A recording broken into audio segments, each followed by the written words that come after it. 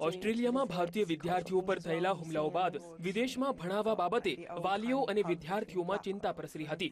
આ બાદ ઘણા દેશોએ વિઝાના નિયમો વધુ કડક કર્યા હોવાથી સ્ટુડન્ટ વિઝા મેળવવામાં મુશ્કેલી વધી હતી. આ તમામ પરિબળોની અસર છેલ્લા 4 વર્ષથી સ્ટુડન્ટ વિઝાને લઈને વિદેશ જતા ગુજરાતી વિદ્યાર્થીઓની સંખ્યા ઘટી રહી હતી. એ અનક્વોલિફાઈડ સ્ટુડન્ટો જે એબ્રોડ ગયા અને એમણે ત્યાં થોડું ઘણું જે પોતાના લેવલથી ન્યુસન્સ ઊભું કર્યું. બીજું, ઓસ્ટ્રેલિયામાં જે પ્રોબ્લેમ એરાઇઝ થયા કે ભાઈ છોકરા ઇન્ડિયન સ્ટુડન્ટ ઉપર હુમલો થાય છે કે આવી તેવી વાત છે, પણ હકીકતમાં ઇન્ડિયન સ્ટુડન્ટ ઉપર હુમલો થતો નથી. આજે તમે અમદાવાદમાં રહો કે ગુજરાતમાં રહો, રાતે 2 વાગે તમે કોઈ પણ નિર્જન સ્થળેથી નીકળતા હોય તો હુમલાના બનાવો અવારનવાર બનતા જ હોય છે.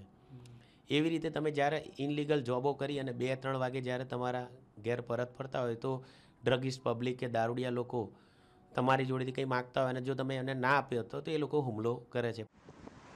યુકે દ્વારા પોસ્ટ સ્ટડી વિઝા રદ કરવામાં આવતા આ વર્ષે યુકે જતા વિદ્યાર્થીઓની સંખ્યા ઘટે તેવી શક્યતા છે. આ તરફ લાંબા સમય બાદ ઓસ્ટ્રેલિયા, કેનેડા અને ન્યૂઝીલેન્ડની સરકાર દ્વારા ભારતીય વિદ્યાર્થીઓને વિઝા આપવા બાબતે હકારાત્મક પગલાં લેવામાં આવ્યા છે, જેની અસરથી આ વર્ષે ગુજરાતમાં સ્ટુડન્ટ વિઝા લઈને વિદેશમાં ભણવા જતા વિદ્યાર્થીઓની સંખ્યામાં ગત વર્ષની સરખામણીએ 50 થી 70% વધારો થાય એવી આશા રખાઈ રહી છે. આ વર્ષે ઓસ્ટ્રેલિયાવાળાએ ગવર્મેન્ટે થોડા રૂલ્સ લિબરલ કર્યા છે. એને જોતાં ઓસ્ટ્રેલિયામાં થોડું રશ સારું રહેશે આ વર્ષે. પ્લસ ન્યૂઝીલેન્ડ છે અને કેનેડા છે, એ બંને કન્ટ્રીમાં બી આ વર્ષે કમ્પેર ટુ લાસ્ટ યર્સ સારી આ વખતે સ્ટુડન્ટનો રશ રહેશે. અને આ જે કન્ટ્રીઝ છે એમાં મેઇન ઇન્ટેન્શન સ્ટુડન્ટનું જે ઇમિગ્રેશન લેવાનું છે, પરમનન્ટ વિઝા લેવાના છે. આ ત્રણેય કન્ટ્રીમાં પરમનન્ટ વિઝા પોસિબલ છે આફ્ટર સ્ટડીઝ. તો સ્ટુડન્ટ આ પ્રત્યે બી થોડું આકર્ષાય છે. દરેક કન્ટ્રી પહેલાં એવું હતું, અત્યાર સુધીના વર્ષોમાં 2001થી સ્ટુડન્ટ 98થી આમ તો ચાલુ થયા છે, સ્ટુડન્ટ વિઝા પર લોકોએ જવાનું ચાલુ કર્યું છે.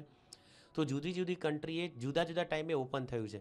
ત્યારે હાલ આ વર્ષ એવું ઉમદા છે કે દરેક કન્ટ્રી ઓપન છે, પણ કોના માટે જે સારા અને ક્વોલિફાઈડ સ્ટુડન્ટ છે, જેનો IELTS, TOEFL અને GREના સ્કોર સારા છે, જેનું એકેડેમિક સારું છે, જેને એકેડેમિકમાં ગેપ નથી, જેને ગેપ છે એનો જેન્યુઇન એક્સપિરિયન્સ છે, આવા સ્ટુડન્ટો માટે ઉત્તમ તક છે. અને આવા હજારો બાળકો છે અને IELTSનો જે ધસારો જોઈને એવી લાગે છે કે 70 થી 80% ઇમ્પ્રુવમેન્ટ થશે. ગત વર્ષની સરખામણીએ હાલ ગુજરાતમાં દર મહિને IELTS અને TOEFL જેવી પરીક્ષા આપતા વિદ્યાર્થીઓની સંખ્યા બમણી થઈ છે. ત્યારે આ વર્ષે ગુજરાતના વિદ્યાર્થીઓના પરદેશ ગમનનો આંકડો પણ વધે એવી પૂરી શક્યતા છે. હર્ષદ ગોહિલ, VTV, અમદાવાદ.